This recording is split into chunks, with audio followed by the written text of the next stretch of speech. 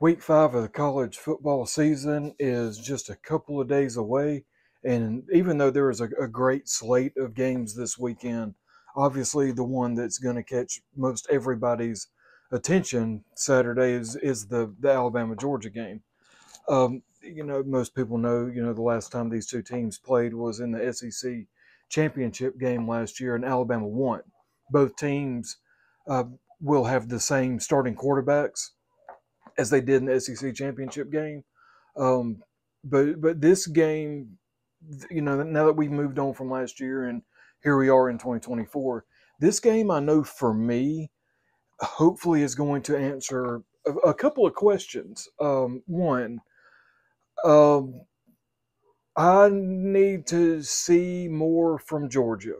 Um, Georgia's at the top of the polls. A lot of them somewhere in the top three. Obviously undefeated. Favored by most, by many, to win the SEC. Seeing them struggle again. I don't know what it is about Kentucky that you can look back over several years of the past games with Kentucky that they've played in Lexington, and even though Georgia has come away with a win, they've struggled, and then they've had other games that they've struggled in, but they found a way to win, and it comes across. It almost seems like they're doing just what they need to do, just enough to get by. And I don't say that trying to be overly critical of Georgia, but you know I wouldn't think, or I wouldn't, and I for sure would not predict that you would be able to get away with that kind of performance, if you will, against a team like Alabama. Um, which kind of leads me on to some other things I'm interested to seeing in this game.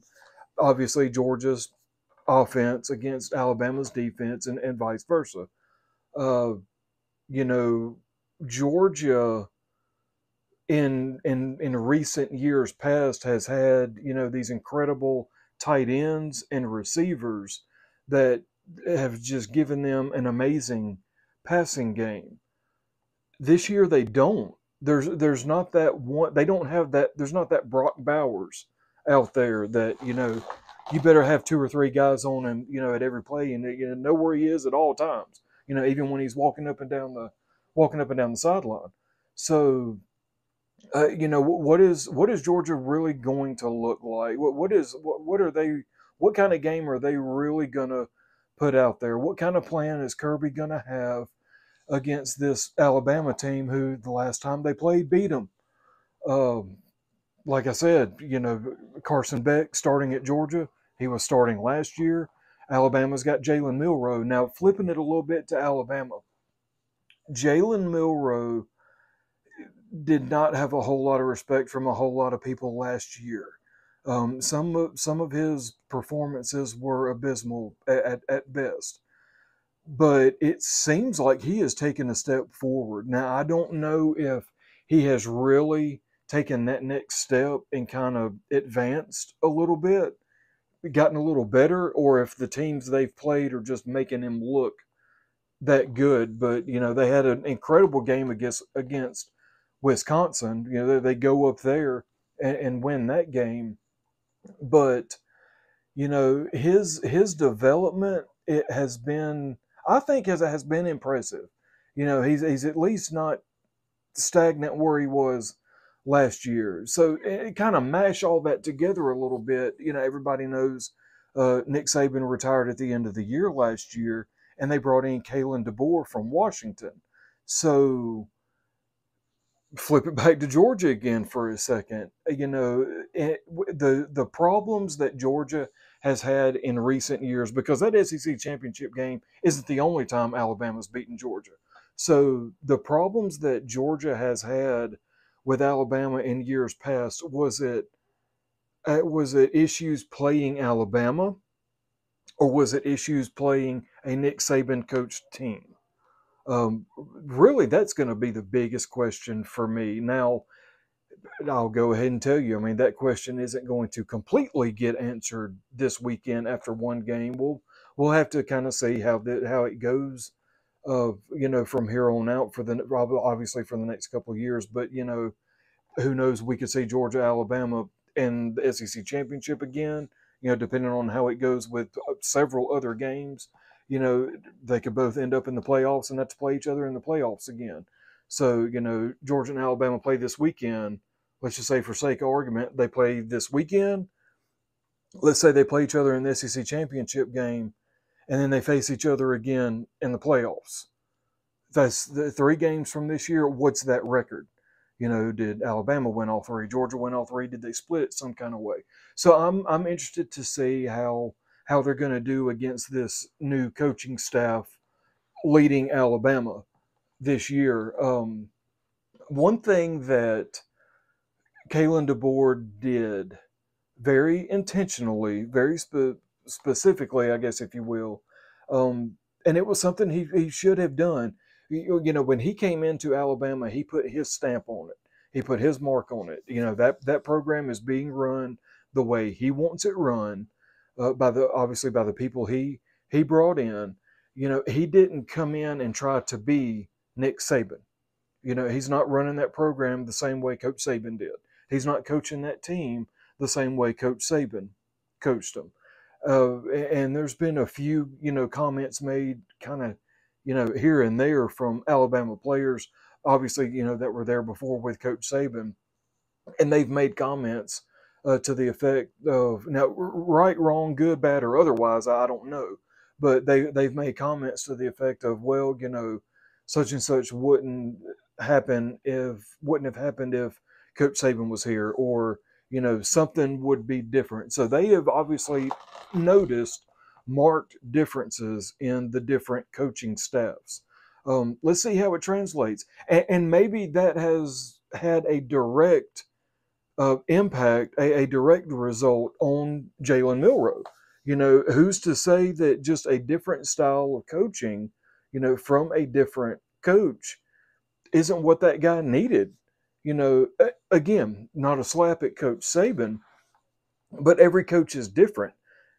By the same token, every player is different, and every player responds differently to different kinds of coaching. So, as with as much work that Coach Saban got Jalen Milroe to put in, and with as much development as he got out of him, who's to say that Coach DeBoer coming in with his style hasn't just completely taken it another step forward?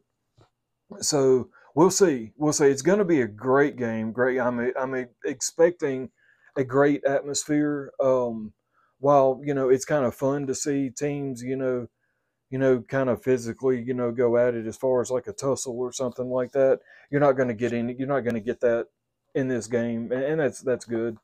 It's going to be a game. Um, I'm predicting maybe a high scoring game. Um, However, I'm more confidently predicting a close game. I'll go out on a limb and say whoever wins this game, um, 10 to 14 points, a touchdown and a field goal, something to that effect. Um, to be perfectly honest with you, with the history of the SEC championship game last year, um, the fact that the game is going to be in Tuscaloosa. Correct me if I'm wrong. I know you will. I think it's going to be at night. Just because of that, I'm going to pick Alabama to win this game. Really, just because of that. I don't know what the lines are. I haven't looked at them. They're out. I'm not sure. It seems like I heard that maybe Georgia's maybe a 2 or 3 point favorite. I don't know. That can be way wrong. I didn't have a chance to look at it today or anytime this evening. But I'm expecting a close-ish game. We'll just see how the defenses do. Um, Georgia's got Malachi Starks, probably one of the best defensive backs in the country, if not the best defensive back in the country. It seems like that guy is all over the field, exactly where you need him to be. Um, Yeah, but by the same token, is Georgia's defense, how's the lines of scrimmage going to be? Is Alabama, is Jalen Milroe going to be able to run when he needs to? Or how are how is Alabama's passing game going to go? Does Alabama have a receiving core, that can, get behind the Georgia receivers, or at least, kind of get out into create some space away from some of these defensive backs? Have the lines of scrimmage, have Georgia's offensive line, keep Alabama's defensive line and linebackers kind of occupied, long enough to get some receivers down. How is that going to go? Georgia, like I said, without just an incredible standout, crazy good tight end or receiver or anything like that, what's their run game going to look like? What are we going to get from Carson Beck? Is he going to be able to extend plays? Or sacks. I mean, are they going to get to him? Is Milroe going to take a couple of sacks? Will Carson Beck take a few? We'll see. There, the unknowns, really, the unknowns in this game are going to be what's going to make it fun to watch and make it interesting. Um, and one thing I thought about, one of the last things I'll leave you with on this game. Here we are in week 5. So we're I mean, it's crazy to say this, but we're almost halfway through the season. But in week 5, who is this a bigger game for? Obviously, it goes without saying, somebody's going to win this game, somebody's going to lose it. Is it will a win be better for Georgia or better for Alabama? Will a loss hurt Georgia worse, or will it hurt Alabama worse? Now, obviously, both of these teams have Tennessee on the schedule on down the road, but and we'll see. Alabama has to go to Knoxville, but Georgia gets Tennessee at home in Athens in November, and the Alabama Tennessee game is just in a couple of weeks. And most all of y'all remember that we're following, obviously, that we're watching and following a couple of years ago. The last time Alabama went to Neyland Stadium, they lost that game in 2022, and it was close. It literally came down to the last second. It was like a last second field goal. Tennessee makes a kick, wins by a point or two, something like that. I think by 2 points. Stormed the field, and the goalpost ended up in the river. Side note on that, as far as I know, it's still there. I don't know. I've heard they took the goalpost out of the stadium, took it down Cumberland Avenue, had a drink, and then took it to the river. Well, I don't know. I wasn't there, but Lord, I wish I was. But anyway, this is going to be a good game, and this game in a lot of ways for both teams, and this really, I mean, kind of goes without saying, but it does apply to both teams.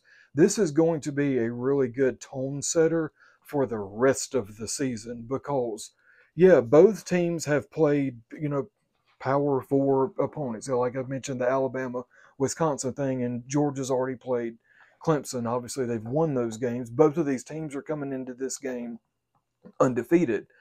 So this is a serious jumping off point, for one of these teams. And obviously, one of these teams is going to lose this game. So again, something really interesting to watch for in this game, especially going forward.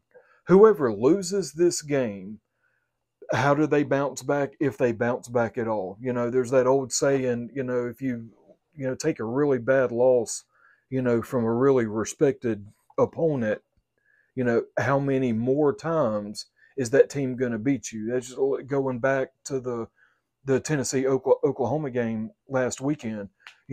Tennessee, I don't care what anybody says, Tennessee won that game in pretty convincing fashion. I'm in the camp that says Tennessee took their foot off the gas a little bit, partly to protect Nico, and two, there's no way around it. Tennessee realized that Oklahoma's offense wasn't going to score against their defense. So, if you're Oklahoma going forward, Oklahoma's got Auburn this weekend. And then they've got Texas coming up either the weekend after that or 2 weeks later. How many more times is Tennessee going to beat Oklahoma this year? Because they've gotten in their head, they've stayed there, and because of the distractions and just not being able to focus, how many more games is Oklahoma going to lose because they can't get the Tennessee loss out of their head? Now, that may not happen. That's just purely speculation, but that makes my point. Whoever loses the Alabama Georgia game, you know, how many more games is that team going to lose, Alabama or Georgia?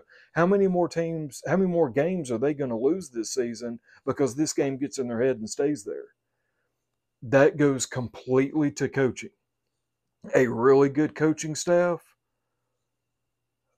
of the losing team is not going to let that team lose this game again.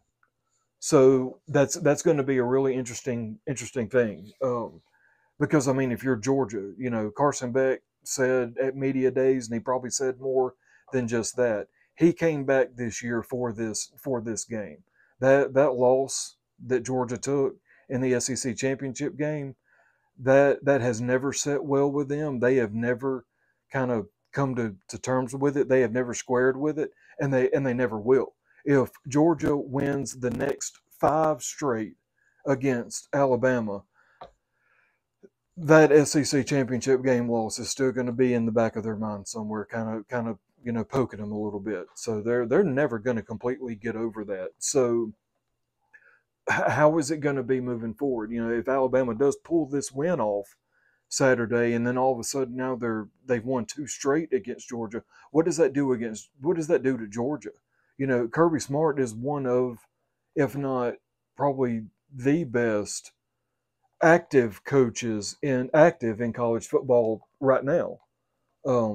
At top 3, easy. So how is he going to be able to get his team to respond to that?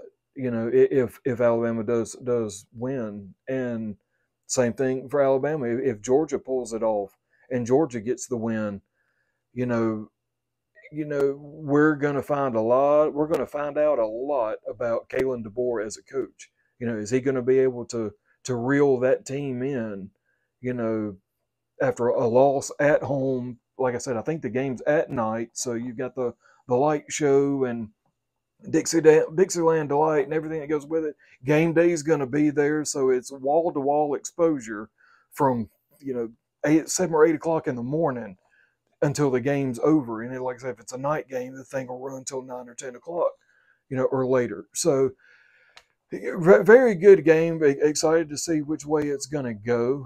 A lot of storylines around it that'll be dissected, but it's going to be a great game. There's going to be a lot of other great games too. Hopefully, maybe I'll get around to talking about some of those. I know I'm kind of interested in the Colorado Central Florida thing. That could be a better game than what a lot of people are giving it credit for. But maybe we'll get time to kind of dig into that, and I'll share some of my thoughts. But I appreciate you checking out the video. If you wouldn't mind, hit that like button, and we'll see you next time when we come up with something else. Have a great one.